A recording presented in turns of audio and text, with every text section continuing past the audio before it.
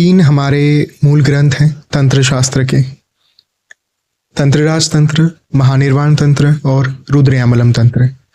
जहाँ पर तंत्रराज तंत्र जो है वो मूल पूरा ग्रंथ श्री विद्या साधना के ऊपर माँ ललिता महात्रिपुरा सुंदरी की साधना के ऊपर आधारित है। जब महादेव माँ पार्वती को श्री विद्या का ज्ञान जो है वो प्रदान कर रहे थे, महादेव ने कहा था राज्यम देहि शिरो देहि न देयम षोडशाक्षरी।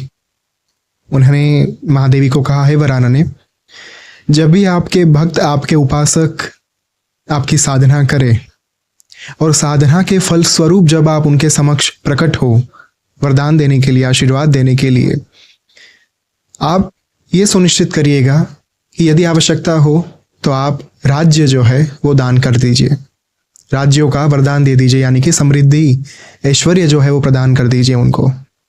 यदि फिर भी वो संतुष्ट ना हो तो अपना सिर काट कर प्रदान कर दीजिए।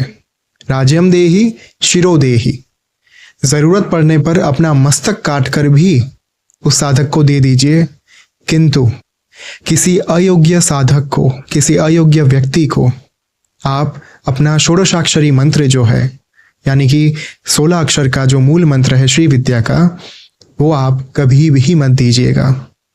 न देयम षोडशाक्षरी। अब श्री विद्या ये जो शब्द है ये अपने आप में बहुत ही विस्तृत शब्द है।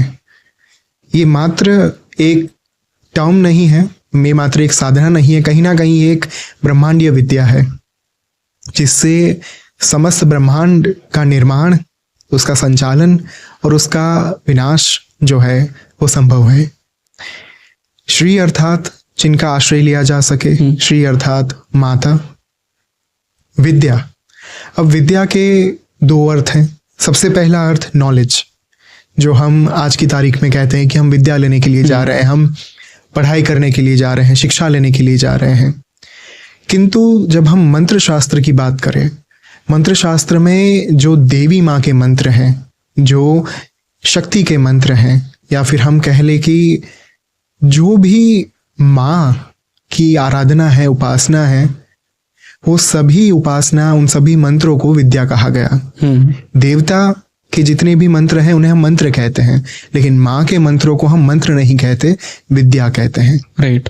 तो श्री विद्या माँ के ऐसे मंत्र, माँ की ऐसी साधना जिससे न मात्र आप माँ की प्राप्ति कर पाए, किंतु साथ में आप स्वयं माँ के भीतर विलीन हो पाए। ब्रह्मांडीय विद्या है। इस शास्त्र की, हमारे सनातन धर्म की सर्वोच्च तंत्र विद्या है। हमारे जितने भी महान उपासक हो गए, चाहे हम अभिनव गुप्त की बात करें, रामकृष्ण परमहंस की बात करें, बामा खेपा की बात करें, आदि शंकराचार्य जी की बात करें, सभी के जीवन में श्री विद्या का प्राकट्य हुआ था किसी ना किसी समय पर। राइट। तो श्री विद्या यहाँ से शुरू होती है और इतनी गुप्त विद्या मानी गई कि इसी कारण से कहीं ना कहीं महादेव ने माँ पार्वती को ये कहा कि आप अपना मस्तक काट कर दे दीजिएगा, लेकिन अपना जो षोडशाक्षरी मंत्र है वो किसी को भी प्रदान ना करिएगा। श्री विद्या में मूल 4 विभिन्न मंत्र जो है वो प्राप्त होते हैं। सबसे पहला त्रयक्षरी, जो माँ बाल त्रिपुरा सुंदरी का मंत्र है।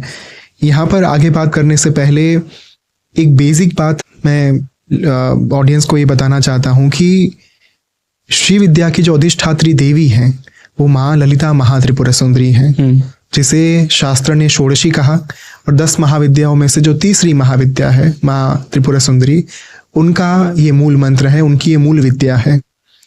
तो बाल त्रिपुरा सुंदरी यानी माँ का एक बाल स्वरूप, जो टेक्निकली बाल नहीं है पर एक बालक की तरह, जो मन में पवित्रता चाहिए, जो एक निर्दोष भावना के साथ आप निर्मल होकर आगे बढ़ने के लिए आपको जो भाव चाहिए वो आपको प्रदान करने के लिए माँ बाल त्रिपुरा सुंदरी का एक मंत्र जो है वो दिया जाता है।